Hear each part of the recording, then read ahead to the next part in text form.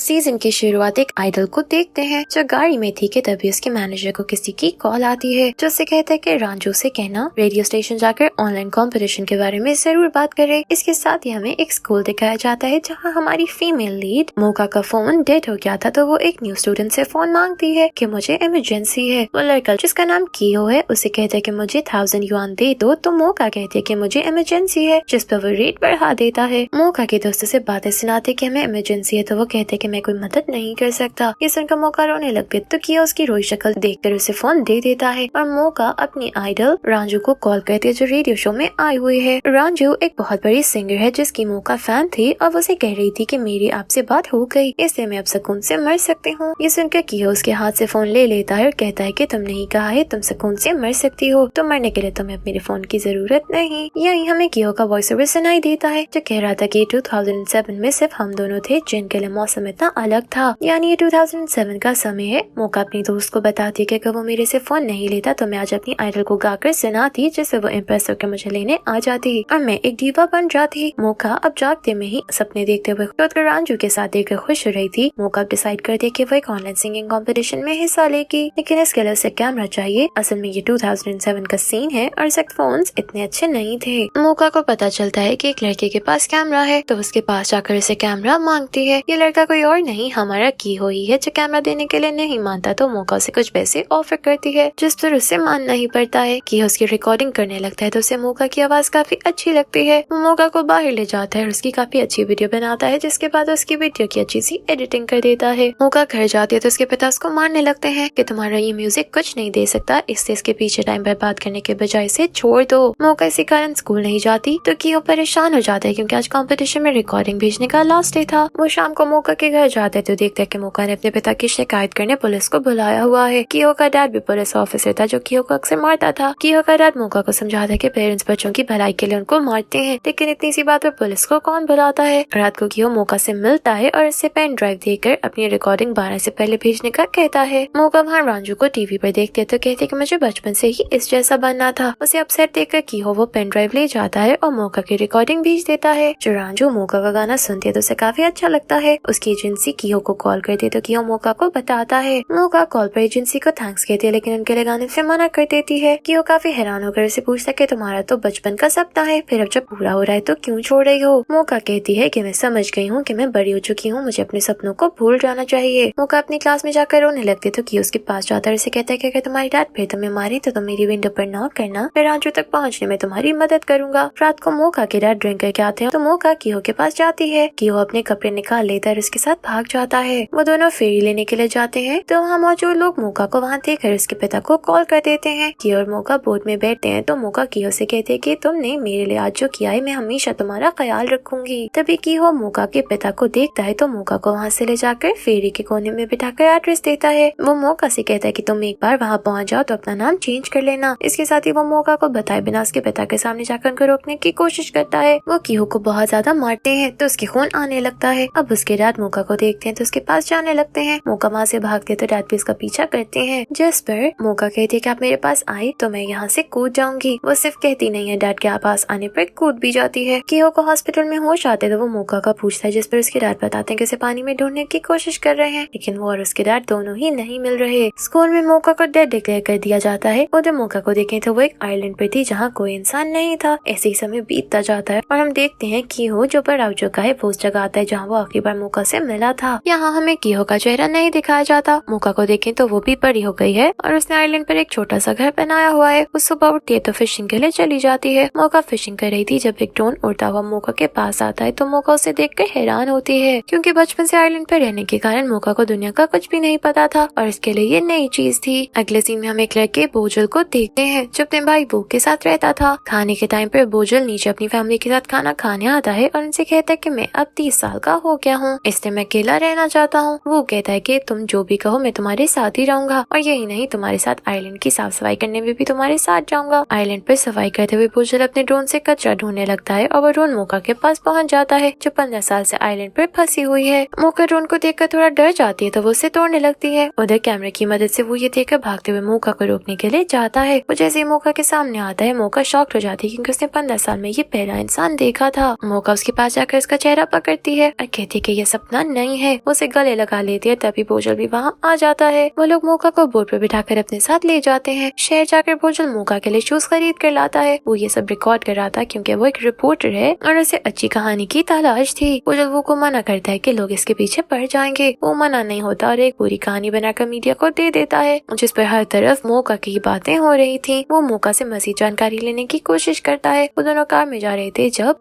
मोका को रांझू का पोस्टर नजर आता है, जो देखकर दुखी हो जाती है। वो अपने होम सिटी जाती है तो वहाँ मोका अपने राज से मिलती है। मोका के डर से धक्का देते हैं कि यहाँ से जाओ। ये देख कर वो कहता है कि मैं रिपोर्टर हूँ, अगर आपने यही बचाव किया तो मैं मीडिया पर खबर चला दूंगा। ये सुनकर वो उसकी बात सुनने को तैयार हो जाते हैं। मोका उनसे सिर्फ कीहो के बारे में जानना चाहती थी कि उसका क्या हुआ। उसके पिता बताते हैं कि तुम्हारे जाने के बाद कीहो भी घर से भाग गया और उसे अपने डैड की शिकायत लगा दी, जिसके बाद उसके पिता को जॉब से निकाल दिया गया था। लेकिन तब से अब तक कीहो को किसी ने नहीं देखा। डैड बताते हैं कि कीहो के बारे में सिर्फ यही कहते हैं कि वो मर चुका है। मोका कीहो के घर जाती है तो वहाँ से एक पेपर मिलता है जिस पर लिखा था कि जिसे पूरी शिद्दत से चाहा जाए उसे पूरी कायनात आपसे मिलाने की कोशिश करती है। वो मोका को अपने घर लाकर छुपा देता है क्योंकि उसे मोका को रांझू से मिलवाने ले जाना था। मोका वो उसे कहती है कि तुम बिल्कुल कीहो जैसे हो। वो अपने भाई बोझल से बात करता है कि कहीं मैं ही तो कीहो नहीं हूँ क्योंकि मुझे स्कूल की मेमोरीज याद नहीं। बोझल कहता है कि तुम कीहो नहीं हो, इसे अपने दिमाग पर जोर मत डालो। वो मोका को लेकर रांझू के पास जाता है, लेकिन रांझू को देखें तो वो बहुत ज्यादा ड्रिंक करने लगती है, जिस कारण वो परफॉर्म भी नहीं कर सकती थी। उसका मैनेजर से कहता है कि आपको चिंता करने की जरूरत नहीं, आपको सिर्फ स्टेज पर नाटक करना है। बैक स्टेज पर एक सिंगर गाएगी। वो सिंगर कोई और नहीं हमारी मोका थी, जिसकी आवाज सुनकर लोग खुश होते हैं कि रांझू की आवाज और अच्छी हो गई है। वो बोझल से कहता है कि मोका को मैं कीहो जैसा लगता हूँ तो मैं उसके सामने कीहो बनकर रहूंगा। यही हमें समझ आती है कि वो मोका को पसंद करने लगा है। रांझू को देखें तो वो काफी बुरी हालत में थी। उसे ना तो काम मिलता था ना ही रेंट पे करने के पैसे थे। लेकिन मोका के आने पर रांझू की सारी वीडियोस वायरल हो जाती हैं क्योंकि उसकी जगह मोका ने गाया था। रांझू मोका से मिलती है तो रांझू को याद आ जाता है कि ये वही लड़की है जिसका रांझू ने बहुत वेट किया, लेकिन वो नहीं आई। वो मोका से कहती है कि अगर तुम उससे ना जाती तो आज कोरिया की सबसे बड़ी स्टार होती। वो मोका को देखता है कि इसके पास इतना बड़ा चांस है और ये अपना करियर बनाने के बजाय रांझू को और फेमस करना चाहती है। वो मोका से कहता है कि रांझू से बात करो, वो तुम्हें आइडल बनाने में मदद करे, लेकिन मोका उसे इग्नोर करती है। रांझू जिसने 3 माह से घर का रेंट पे नहीं किया था वो मोका के साथ ही आ जाती है और अब वो के घर में वो दोनों रह रही थी। वो जो रांझू से मिलता है तो रांझू को लगता है कि मैंने इसे कहीं देखा है, लेकिन उसे याद नहीं आता। वो बोझल से रांझू और मोका के उसके घर रहने के बारे में किसी को ना बताने का कहता है। ये सुनकर बोझल कहता है कि इसके लिए मेरी एक शर्त है कि तुम आइंदा कभी कीहो के बारे में कोई बात नहीं करोगे। रांझू ने मोका के लिए ऑडिशन रखवाया था, जिसके बाद वो केक लेकर सेलिब्रेट करने मोका के पास जाती है। मोका के डैड से कीहो के डैड मिलते हैं तो उनको बताते हैं कि मोका के साथ एक लड़का आया था जो बिल्कुल कीहो जैसा लगता है। जिससे उनका कीहो के डैड जज्बाती हो जाते हैं क्योंकि वो 15 साल से कीहो का वेट कर रहे थे। वो मोका के डैड से वो का कार्ड लेकर चले जाते हैं, जिसके बाद मोका को साथ लेकर रांझू ऑडिशन के लिए जाती है तो वो लोग मोका को ऑडिशन लेने से मना कर देते हैं। वो कहता है कि मैंने 30 साल की उम्र में किसी को आइडल बनते नहीं देखा, इससे उसे चांस देना बहुत मुश्किल है। ये सुनकर रांझू को काफी गुस्सा आता है तो आदमी रांझू से कहता है कि हम इसे तुम्हारी मैनेजर बना सकते हैं। मोका ये सुनकर कहती है कि मैं रांझू की मैनेजर बनने को तैयार हूँ क्योंकि वो समझ गई थी कि ये बंदा सिर्फ पैसे बनाने के लिए रांझू को साथ रख रहा है। रांझू मोका से पूछती है क्या तुमने कीहो को ढूंढना है, तो मोका पूछती है कि आपको कीहो का कैसे पता। रांझू बताती है कि जब मैं दीवा थी तब कीहो मुझसे मिलने आया था, जिसने कहा था कि जब आपके पास मोका नाम की लड़की आए तो आप उसे हक कर लेना। यही कारण था कि मोका जब पहली बार रांझू से मिली थी रांझू से हक कर रही थी। रांझू के लिए हर कॉन्सर्ट में बैक पर मोका नहीं गाना होता था, इसे वो गाने की प्रैक्टिस करने लगती है। मोका वो उससे कहती है कि तुम्हें क्या लगता है कीहो मुझसे मिलने क्यों नहीं आया। मोका को लग रहा था कि उसकी 2 वजह हो सकती है, एक ये कि वो मुझसे मिलना नहीं चाहता, दूसरा ये कि उसकी मौत हो गई। वो कहते हैं कि तीसरी वजह भी तो हो सकती है कि उसकी मेमोरी चली गई हो। इसके साथ ही वो मोका को अपने सर पे चोट का निशान दिखाता है कि मेरा एक्सीडेंट हो गया था जिस कारण मेरी मेमोरी चली गई। वो के घर में भी तब आग लग गई थी, इससे उसके पास पिक्चर्स भी नहीं थी और वो नहीं जानता था कि उसका दोस्त कौन था। रांझू की परफॉर्मेंस थी जिसमें मोका स्टेज के बैक पर गाना गा रही थी। रांझू को पता चलता है कि शो की रेटिंग नंबर 1 पर चली गई है। वो को कोई फूल भेजता है जिसमें एक लेटर था। वो मोका को बताता है, इस पर लिखा कि मोका को बता देना 8 बजे मुझसे उसी जगह पर मिलने आ जाए। ये सुनकर मोका भागते हुए आती है तो हैंड राइटिंग देखकर उसे पता चल रहा था कि ये कीहो की हैंड राइटिंग है। ये देखकर वो रोने लगती है। वो जो वो को इस बारे में बताता है तो वो भागकर मोका के पास जाता है। मोका को देखें तो वो बस में बैठकर कीहो से मिलने जा रही थी। इधर बोझल अपना काम कर रहा था जब उसके सर में दर्द होने लगता है और वो बेहोश हो जाता है। उसे सपने में कीहो के बाबा नजर आते हैं तो होश में आने के बाद उसे समझ आ जाता है कि फूल कीहो ने नहीं बल्कि कीहो के पापा ने भेजे थे। वो समझ आता है कीहो के पापा ने ट्रैप करके मोका को मिलने बुलाया है तो वो भी उसके पीछे भागता है। मोका स्टेशन आती है तो वहाँ कीहो के रात को देखकर भागने लगती है तो भागते हुए गिर जाती है। वहाँ मोका आती है तो उसे उठाकर अपने साथ ले जाती है। मोका एक जगह जाकर उससे पूछती है क्या तुम कीहो हो, तो वो अपनी हुडी पीछे करता है और वहाँ बोझल को देखकर मोका शॉक रह जाती है। वो बोझल से पूछ पूछते कि तुम यहाँ क्या कर रही हो, जिसपे वो पूछते कि तुम वहाँ क्या कर रही हो। मोका कहती है कि मैं किहो का नोट पढ़कर यहाँ आई हूँ। बोजल कहता है कि तुम्हें बेवकूफ बनाना इतना आसान है कि कोई भी किहो के नाम से नोट भेजेगा तो तुम पागल बनकर उसकी बात मान लोगी। मोका कहती है कि मुझे जानना था कि किहो को कुछ हो तो नहीं गया। बोजल उसे कुछ कह नहीं पाता तो मोका कहती है कि मुझे बस ये जानना है वो ठीक है या नहीं। बोजल कहता है कि वो ठीक है। तो मोका कहती है कि ये तुम्हें कैसे पता। बोजल कहता है कि बस मुझे पता है वो ठीक है। वो को देखे तो उसे बोजल से पूछे किहो के डर का पीछा करने लगता है। उनके अपार्टमेंट के पास जाता है तो उसे पुरानी मेमोरीज आने लगती हैं। घर आकर वो मोका को कॉल करके कहता है कि मुझे किहो के नोट के बारे में तुम्हें नहीं बताना चाहिए था। वो मोका से माफी मांगने लगता है। मोका कहते है कि तुम्हें माफी मांगने की जरूरत नहीं। वो कहते कि अभी पता चल गया किहो जिंदा है वरना उसका डर तुम्हें मिलने नहीं आता। वो को लग रहा था कि वही किहो है। इससे वो मोका की बातें सुनकर इमोशनल हो रहा था। मोका उसके पास नीचे आ जाती है तो वो को रोता देखकर उसे हक कर लेती है। अगले दिन वो मोका के फोन में अपना नंबर इमरजेंसी के लिए सेव कर देता है ताकि आइंदा कुछ गलत होने पर मोका उसे कांटेक्ट कर ले। मोका बोजल और उनके मॉम डैड के नंबर भी इमरजेंसी कॉन्टेक्ट्स के नाम से सेव कर लेते हैं। मोका का रांझू नशे में काफी बातें सुनाती है कि तुम मेरी वजह से ही सिंगर हो, मैं नहीं रहूं तो तुम्हें कोई भी नहीं जानता। मोका उसकी बातों से काफी दुखी होती है जिस पर बोजल उसे कम्फर्ट करता है। नशा उतरने के बाद रांझू मोका से माफी मांगती है तो मोका बेचारी खामोश हो जाती है। मोका बोजल की मॉम के पास उनके कपड़े लौटाने जाती है तो मॉम उसे वो कपड़े रखने का कहती है। उसे कहती है कि तुम चिंता नहीं करो, तुम बहुत जल्द बहुत कामयाब होगी। वो कहती है कि जब तुम शिद्दत से किसी चीज को चाहो तो पूरी दुनिया तुम्हें उससे मिलाने लग जाती है। उसकी बात सुनकर मोका को याद आता है कि किहो की मॉम भी ऐसी ही बातें करती थी। इससे वो पूछती है कि आपने ये डायलॉग कहाँ सुना। मॉम कहती है कि ये तो मेरा ही डायलॉग है। वो को देखें तो वो किहो का पिता का घर चला जाता है तो अंदर जाकर तलाशी लेने लगता है कि तभी उसे पता नहीं चलता कोई घर में आया है। वो वहाँ मोका बोजल अपनी फोटोज देखता है तो काफी हैरान होता है कि तभी पीछे से बोजल आता है जो उसे वहाँ से निकलने का कहता है। वो बोजल से कहता है क्या किहो का पिता ही हमारा डैड है। मोका बोजल की मॉम से पूछते हैं कि आप किसी किहो नाम लड़की को जानते हैं क्योंकि ये डायलॉग किहो की मॉम ही कहती थी। मॉम कहती है कि नहीं, मैंने तो ये नाम पहली बार सुना है। वो बोजल को वहाँ से ले जाकर कहते हैं कि मैं तुम्हें सब बता देता हूँ। फ्लैशबैक दिखाया जाता है कि किहो अपने भाई या मॉम के साथ रहता था। एक दिन उसके पिता टीचर की शिकायत पे घर आते हैं। किहो को मारने लगते हैं क्योंकि उसके टीचर ने बताया था कि वो पैसे जमा कर रहा है। किहो कहते हैं कि मैं ये पैसे घर से भागने के लिए जमा कर रहा हूँ। ये सुनकर पिता को और गुस्सा आता है। वो कुर्सी से उसे मारने लगते हैं लेकिन उसका भाई उसके सामने आ जाता है। वो की चोट आने के कारण मेमोरी चली जाती है जिसके बाद उसकी मामा दोनों को साथ ले आती है और उनके नाम चेंज कर लेती है। ये सुनकर वो बोजल से कहता है कि चलो अपने पुराने नाम दोबारा अपना लेते हैं लेकिन बोजल कहते हैं कि इससे सब डिस्टर्ब हो जाएगा। आइलैंड पे मोका अकेली बैठी थी जब उस पर एक भालू हमला करने लगता है जिस पर वो चीख मारती है और यहीं उसकी आंख खुल जाती है। बोजल को देखें तो उसकी मामा से बताती है कि मोका मुझसे किहो का पूछ रही थी लेकिन मैंने उसे कुछ नहीं बताया था। बोजल उनको बताता है कि मोका का जिस आदमी ने पीछा किया था वो डैड थे। ये सुनकर उसको मॉम डर कर बैठ जाती है तो बोजल कहता है कि हमें मोका को बचाना होगा। वो मोका से मिलता है, उसे कहते हैं कि मैं किहो से मिला, उसने शादी कर ली है, वो तुमसे मिलने नहीं आ सकता क्योंकि वो मूव ऑन कर चुका है, इसलिए तुम्हें उसकी चिंता करने की जरूरत नहीं। मोका को उसकी बात का विश्वास नहीं होता तो वो उसे वो पेन ड्राइव देता है जिसमें किहो ने मोका का गाना रिकॉर्ड करके सेव किया था। वो कहते हैं किहो ने कहा है वो दूर से तुम्हें देखता रहेगा और तुम्हें सिंगर बनते देखेगा। मोका रांझू से कहती है कि मुझे लगता है लोग झूठ बोल रहे हैं और किहो इन दोनों में से कोई एक है। इन लोगों ने मुझे आइलैंड पर ढूंढा और इनकी मॉम भी वही बातें करती है जो किहो करता था, इससे मुझे विश्वास है इन दोनों में से कोई किहो है। बोजल की मॉम मोका से कहते हैं कि तुम्हें सिंगर नहीं हेयर स्टाइलिस्ट बनना चाहिए। वो नहीं चाहती थी कि मोका सिंगर बने और किहो का पिता उसे टीवी पर देखे। मोका ऊपर जाती तो वहाँ बोजल को देखकर कहती है कि तुम किहो नहीं हो सकते क्योंकि किहो की आंखें बिल्कुल अलग थी। उसकी बातों का बोजल के पास कोई जवाब नहीं था, इससे वो कोई और बात शुरू कर देता है। बोजल अपनी न्यू फैमिली के साथ काफी खुश था। उसकी मॉम के पति भी काफी अच्छे थे। वो ने बोजल के कहने पर अपने पिता पर केस भी नहीं किया था वरना वो मोका का पीछा करने पर उनके खिलाफ शिकायत करना चाहता था। बोजल मोका का गाना सुनते हुए उसका पुराना गाना निकालता है तो उसे पता चलता है कि रांझू के पीछे गाने वाली कोई और नहीं बल्कि मोका ही है। बोजल जो कि प्रोड्यूसर था वो अगले कॉन्सर्ट में रांझू को कहता है कि आज लाइव गाना गाना है जिसका मतलब है रांझू को आज खुद गाना है। रांझू ये सुनकर परेशान हो जाती तो बोजल कहता है गाने के बाद रांझू शो के बाद स्टेज पे सबको बता देगी कि उसके पीछे गाने वाली मोका है। बोजल के कहने पर रांझू मोका से कहती कि मैं तुम्हें अपना स्टेज छीनने नहीं दूंगी। मोका से शांत कहती कि मैं आपका स्टेज नहीं छीन रही बल्कि मैं तो आपको आइडियलाइज करती हूँ। रांझू काफी टेंशन में थी कि उसे लाइव गाना है। इधर मोका को भी तैयार किया जा रहा था क्योंकि उसे आज स्टेज पर जाना था। लिफ्ट में जाते हुए मोका बोजल के कोलीग से पूछती है कि अब आप आइलैंड साफ करने नहीं जाते तो वो कहता है कि हमें बोजल ही ले जाता था लेकिन जब से तुम मिली हो तब से बोजल ने जाना छोड़ दिया है। यही मोका को याद आता है कि जिस दिन वो आइलैंड पर उनसे मिली थी उस दिन बोजल के एक्सप्रेशंस ऐसे थे जैसे वो बहुत खुश है और खुशी कंट्रोल कर रहा है। इस सोचकर मोका को लगता है कि शायद बोजल ही किहो है। ये सोचते हुए मोका गिरने लगी थी कि तभी उसे बोजल थाम लेता है और कहता है कि तुम ऐसे स्टेज पर जाओगी। वो मोका को चिंता ना करने का कहता है कि आज का दिन तुम्हारा सबसे बड़ा दिन है, इसलिए आज सिर्फ स्टेज पर ध्यान दो। शो की शुरुआत होती है। रांझू सबको बता देती है कि मेरे लिए कोई और गाना गाता है। ये वो आवाज है जिसे आप सबको 15 साल पहले सुनना चाहिए था लेकिन वो एक आइलैंड पर फंस गई थी। वो कहती है कि आप आप देखना चाहते हैं कि ये आवाज किसकी है। मोका गाना शुरू करती है। मोका के लिए वोटिंग शुरू हो जाती है। मोका का गाना सबको बहुत पसंद आता है और उसे दोबारा गाना गाने के लिए बुलाया जाता है। इधर कीहो की मॉम टीवी पर मोका को देखते काफी परेशान थी कि अब कीहो के पिता मोका को ढूंढ लेंगे। मोका फेमस हो गई थी, इसे बोजल चाहता था कि उसे ऑटोग्राफ लेने वाला पहला इंसान वो हो। वो ऑटोग्राफ लेने जाता है तो उसे वो मिल जाता है। वो को सब याद आ गया था, इससे वो बोजल से बात करना चाहता था, लेकिन बोजल से कहते कि मैंने 15 साल इंतजार किया है, आज मौका मेरे सामने, से मुझे भी सिर्फ मौका को स्टार बनाना है। यही उनकी बातें मौका सुन लेती और जान लेती कि बोजल ही कीहो है जिसने अपने पिता के डर से अपनी पहचान छुपाई हुई है। मौका नीचे आती है तो विंडो से देखती है कि कीहो के डैड बाहर खड़े थे। तभी बोजल उसे ढूंढते हुए कॉल करने लगता है, लेकिन मौका उसकी कॉल काट कर फोन बंद कर देती है। कीहो के पिता के पास चली जाती है। मौका कीहो दोबारा मिल जाएंगे या कीहो के पिता के डर से मौका कीहो से दूर हो जाएगी? क्या कीहो का मौका को स्टार बनाने का सपना पूरा हो जाएगा? मौका कीहो की लव स्टोरी में हमारे वो का क्या होगा? अभी सीजन में और बहुत सारे ट्विस्ट आने वाले हैं। आगे की कहानी जानने के लिए देखिए इसका अगला part. Thank you for watching.